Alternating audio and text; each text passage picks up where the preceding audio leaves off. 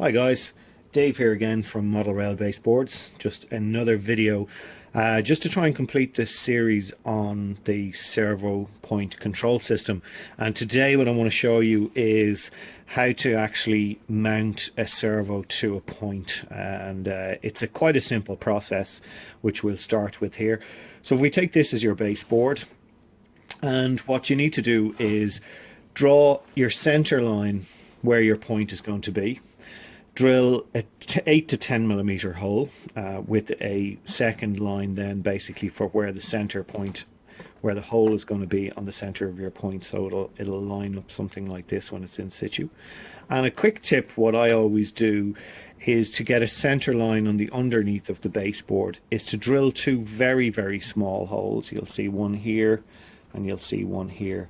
And basically, if you drill those holes nice straight through the baseboard on the underside of the baseboard, then all you've got to do is literally join the two holes together with a pencil line, and that will give you your center line underneath the baseboard as well as on top of the baseboard. So your servo, the servo that we use is a Hobby King servo. It's a very reliable servo. We've got quite a few hundred of these now on layouts at the moment and working absolutely perfectly. And so this is the servo that we use. And then your mounting bracket is this little guy here.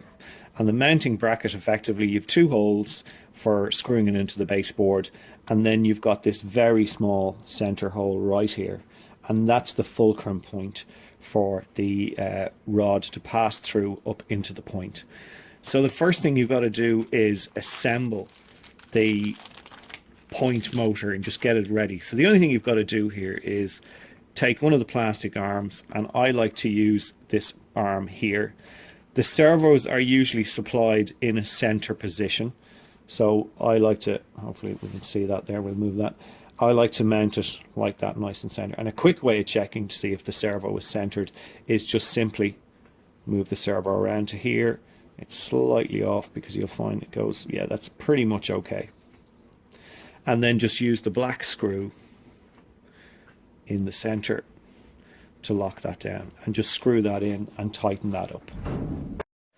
Okay, so now that we have our servo arm mounted into the servo, screwed in, there's no need to over tighten it, just a little bit tight will do fine. And I'll just very quickly show you how it works.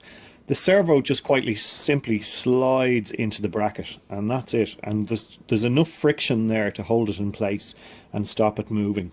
And you don't want to have it in there too tight, because you don't want, if anything goes wrong with the servo and it tries to overdrive, you don't want it damaging the point. You want to be able to, if it tries to overdrive, it'll just pop out of its bracket and it protects the point.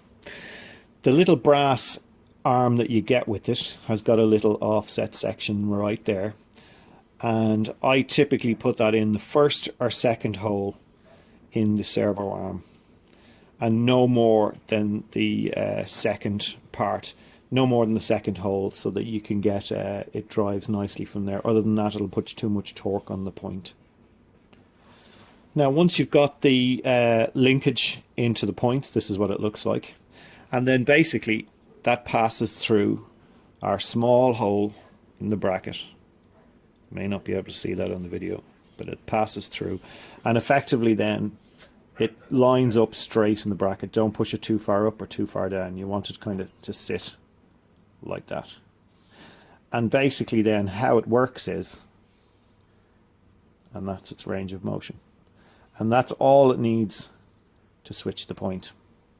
So to mount the point onto the baseboard, simply mount your point in the normal way. And I'm going to go ahead and do that now. I'll pin it down and then come back to you now in a second.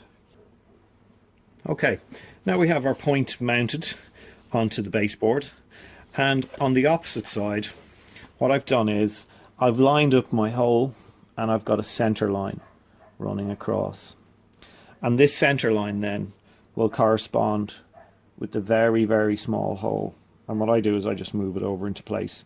Now this doesn't have to be absolutely perfect. You know, it's what my way of doing it is, the point there, we can see the hole where our linkage is to slide into. We can see it there moving from side to side. Now if we center that between the two, it lines up with our pencil line exactly. Now what I do is I basically pop my bracket underneath, and with the screw hole here I get it halfway between that, and then if I can get this close enough, I move it up till my hole is in line with the cross line going across, and you can just about see the point, the hole in the point passing through, and that's exactly where we need to be to line it up. The next step then is basically to screw only one screw into the bracket in the center, and what this will do will allow you a tiny bit of adjustment then. So I'm just going to pop the screw in and I'll come back to you now. Okay, so now we have our bracket mounted, and the next thing to do is to pop the servo on. So basically thread the linkage through our fulcrum point and then straight into the hole in the point, and we can see it there. And the way I quickly check it is when I'm underneath the baseboard, I just move it from side to side, and that actually helps me line up to slide the servo straight down and in. And that's how it should look when it's together. If you can see that. And then we just move the light around a wee bit. That's better. And effectively then,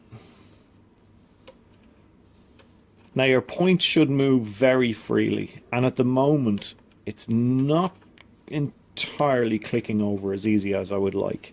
And you'll notice there's a little bit more motion to one side than the other. So this allows me to move the bracket ever so slightly. So you can move your bracket this way or this way. By having the mounting point in the center just allows that little bit of adjustment, and when you've adjusted it, you can pop the screw in the back and then just lock it down. So also to ensure that the point, that the servo is not too far forward or too far back. And at the moment, I don't know if you can see that, but I can see that the servo is a little bit forward. So I'm just going to pull the servo back a bit, and that looks a bit better. And now we should get a better range of motion. And yeah, it's still got a little bit more of adjustment to go a little bit forward.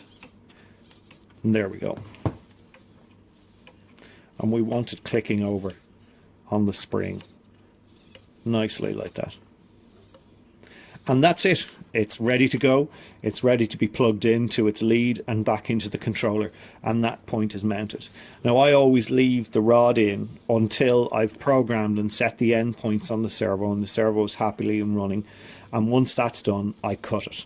And I use one of our very nifty track cutters. This is one of the ones that we use in the workshop. It's a flush cutter, and I literally cut it, leave it a couple of millimeters above the top of the point and cut it down, and that's it. What I'll do next on the next video now is show you how to plug this into the controller and go from there. So thanks again for watching, and we'd love if you could subscribe to the channel. We've got new videos coming up all the time. Thanks very much. Bye bye.